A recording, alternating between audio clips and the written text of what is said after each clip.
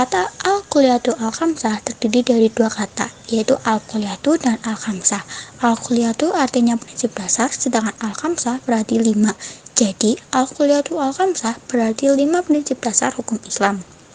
Dapat disimpulkan bahwa al-kulliyatu al-khamsah berarti 5 prinsip dasar hukum Islam yang bertujuan mewujudkan kemaslahatan.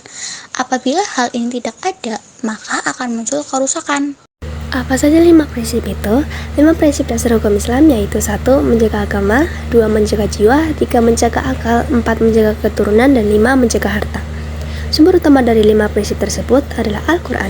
Karena di dalam Al-Quran sudah dijelaskan semua hal yang berhubungan dan hubungan antara manusia dengan Tuhan, manusia dengan manusia, dan manusia dengan alam. Menjaga agama. Agama merupakan sesuatu yang harus dimiliki oleh manusia dengan pengakuan iman, yaitu mengucap kalimat syahadat, melaksanakan sholat, menunaikan zakat, berpuasa, haji, serta mempertahankan kesucian agama. Dan aku tidak menciptakan jin dan manusia, melainkan supaya mereka mengabdi kepadaku. Surat Az-Zariyat ayat 56. Kenapa kita harus menjaga agama kita?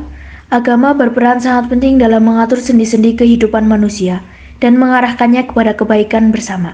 Selain itu, menjaga agama akan menjadikan hidup yang terarah, ketenangan hidup, memiliki keyakinan terhadap Tuhan, menghindarkan perilaku buruk, menambah ilmu dan memahami orang lain. Bagaimana penerapan menjaga agama? Contohnya dengan 1. Melaksanakan sholat 5 waktu, 2. Kebebasan memilih agama dan kepercayaan bagi seluruh masyarakat, 3. Tidak adanya kepaksaan dalam memilih agama. Dampaknya, dampak positif. 1. Hidup menjadi tenang, damai.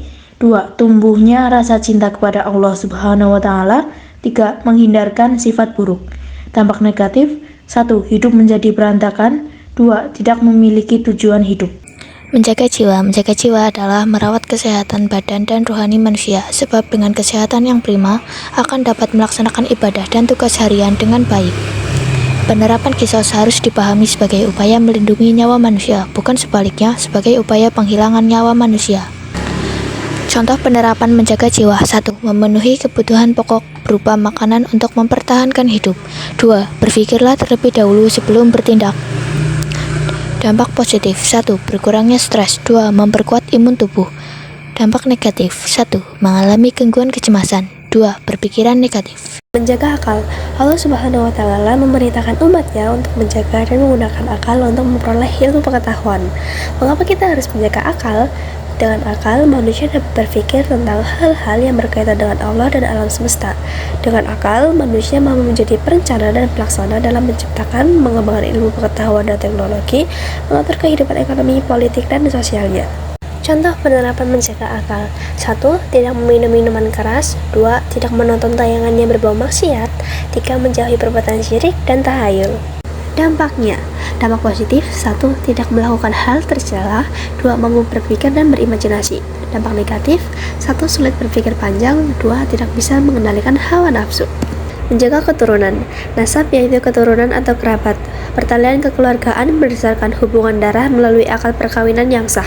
Kata nasab di dalam Al-Quran disebutkan dalam 3 tempat, yaitu dalam surah Al-Mu'minun ayat 101, surat Al-Furqan ayat 54, dan surah An-Nisa ayat 23. Contoh penerapan menjaga keturunan. 1. Dilarangnya berzina. 2. Disyariatkan untuk melakukan pernikahan. 3. Tidak melakukan pernikahan beda agama. Dampaknya, dampak positif. 1. Akan menghasilkan keturunan yang sah.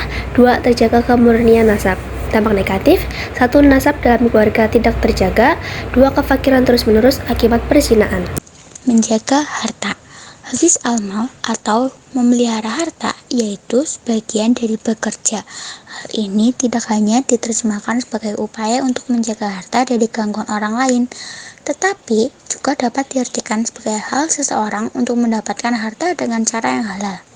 Contoh penerapan menjaga harta. 1. Tidak melakukan riba. 2. Menyedekahkan sebagian hartanya. Dampaknya, dampak positif. 1. Dapat memenuhi berbagai kebutuhan. 2. Dapat penghasilan yang halal. Dampak negatif. 1. Gaya hidup boros. 2. Tidak akan pernah merasa puas. 3. Timbulnya sifat sombong.